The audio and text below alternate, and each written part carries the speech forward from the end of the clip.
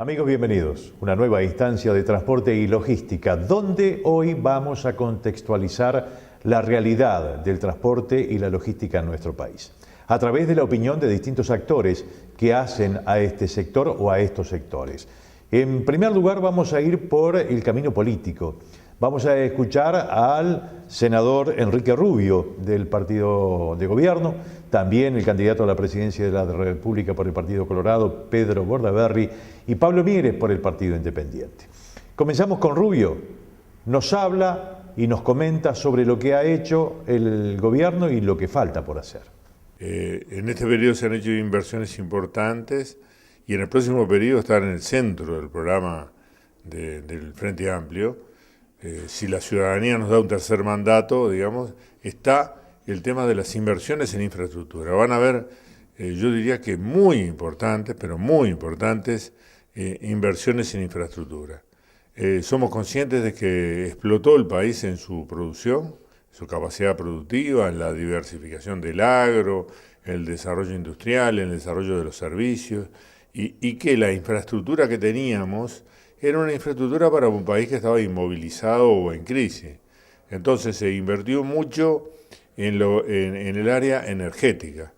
Y van a continuar las inversiones en el área energética. Yo diría que ha habido una especie de revolución desde el punto de vista de las inversiones en energía, fundamentalmente por la regasificadora, por lo que se invirtió en las plantas de ANCAP, por todo lo que significan los molinos y las energías alternativas, que van a constituir la mitad de la matriz energética del Uruguay, cosa que, digamos, es muy avanzada en el mundo.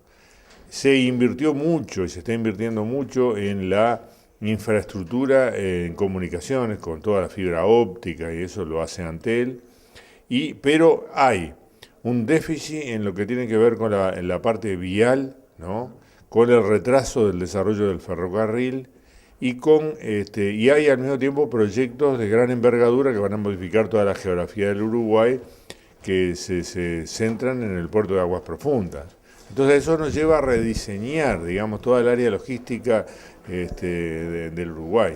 En cuanto a inversiones de gran volumen, por un lado en el ferrocarril y por otro lado en que algunas rutas que son troncales en el Uruguay tengan un desarrollo realmente muy importante, digamos, tipo la Ruta 3, ¿no?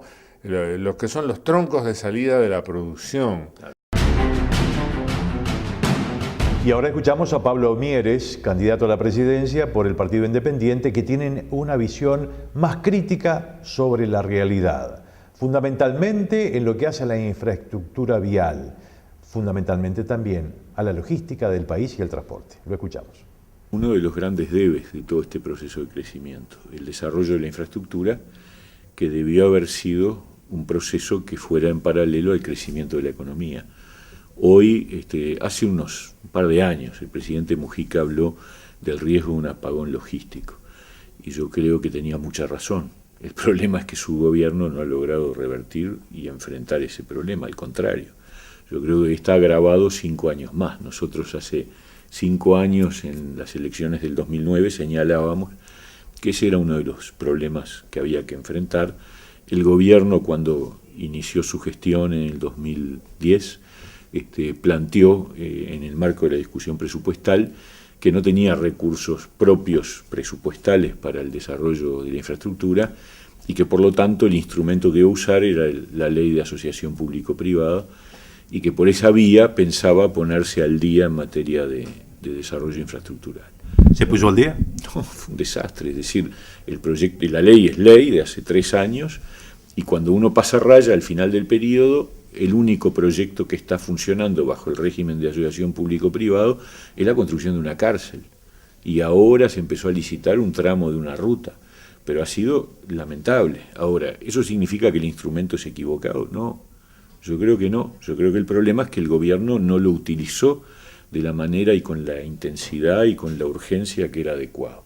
Entonces, cuando a mí me preguntan qué es lo que hay que hacer en el próximo periodo de gobierno, sin duda que entre las 4 o 5 prioridades del próximo gobierno está la infraestructura. Acá se ha dicho que el que rompe paga, y en realidad el que rompe ya paga, es decir, no hay que buscar nuevos instrumentos impositivos. ¿Estamos hablando de los transportistas? Estamos hablando de los transportistas y de los productores, es decir, de los dos actores que están de alguna manera generando el proceso, el dinamismo, el crecimiento. Y el transportista y el productor pagan, porque pagan la patente de rodados, porque pagan los peajes, porque pagan los impuestos que corresponden, referidos a algunos directamente con destino infraestructural. Entonces, ahí hay una discusión tramposa. Cuando dice, no, el que rompe paga, suena fantástico, claro, el que las hace las paga, ¿no es cierto? Pero el tema es que no se toma en consideración que ya se está pagando y que se paga mucho en relación a los servicios que se ofrecen. Por lo tanto, nuestra idea es que acá hay que hacer una gran inversión en infraestructura a través del instrumento de la asociación público-privada y a través de préstamos internacionales con organismos internacionales que se pagan solos. Porque el desarrollo de infraestructura lo que genera es más producción, y la mayor producción genera más impuestos, más peajes, más movimiento, y entonces no hay que aumentar impuestos, simplemente hay que mantener lo que está, nada más que mejorar la infraestructura referida fundamentalmente a la red vial, a la logística, a la capacidad portuaria, que es clave para el desarrollo y el crecimiento. Yo creo que estamos en el debe, absolutamente.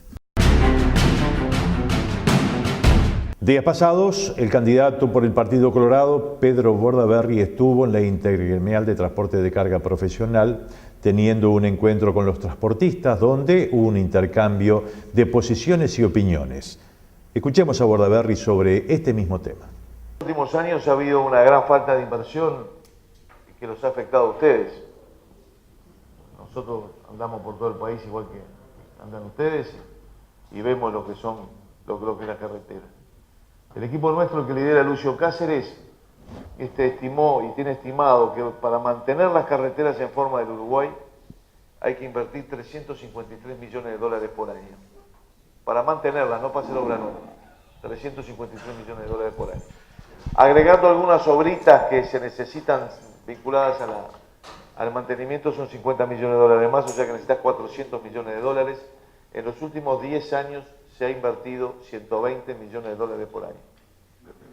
Si nosotros necesitamos para mantener 353 o 400 millones de dólares e invertimos 120, el resultado está a la vista. Y no se lo tengo que contar a ustedes porque ustedes lo ven y lo sufren más que nosotros.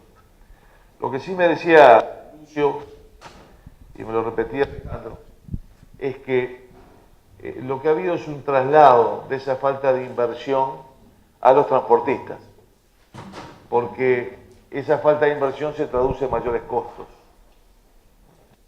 Lo que no invierte el Estado lo tiene que invertir en reparaciones, en mayores costos, velocidad, tiempos, etcétera, y lo tienen que invertir ustedes. Lucio me hizo los números. Para él, si se invirtiera lo que hay que invertir, significaría un ahorro de 220 millones de dólares menos en costos para el sector del transporte. 220 millones de dólares de traslado por falta de inversión del Estado. En esta época también todo el mundo le va a venir a decir, y bueno, pero ¿y cómo? Nosotros vamos a arreglar las carreteras, pero lo que ustedes tienen que preguntarles es cómo lo vamos a hacer. Porque es muy lindo decir vamos a arreglar las carreteras, pero vamos a arreglar la infraestructura, pero che, ¿cómo lo vas a hacer? Y todos sabemos, para arreglarlo se necesita dinero. ¿Y de dónde sale el dinero en nuestra propuesta?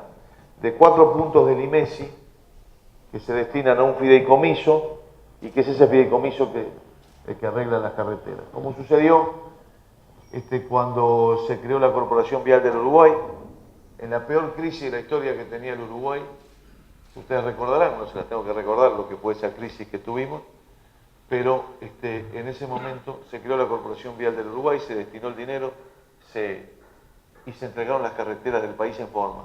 Este gobierno que tuvo los recursos y el anterior postergó la inversión en el cuidado de la infraestructura vial en el primer periodo, quizás concentrándolo mucho en lo que fue toda la zona metropolitana que se necesitaba,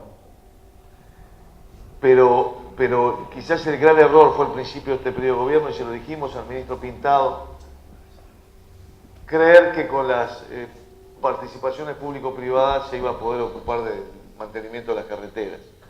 Le bajaron el presupuesto al Ministerio de Obras Públicas de una forma enorme y le dijeron, no, pero toma, te vamos a invitar al público-privado para llamar a los privados con los peajes, vos vas a poder financiarlo. Y la verdad que no hizo el número el ministro, porque por peaje se recaudan 50 millones de dólares por año. Pero el costo de recaudar los peajes es 20 millones de dólares, o sea que te quedan 30 millones de dólares por año. Y si vos tenés que invertir 350 millones de dólares y te dan 120 y te quedan 210 sin lo suficiente y crees que alguien va a ser un público privado que le vas a pagar 30 millones de dólares, le erraste en la matemática.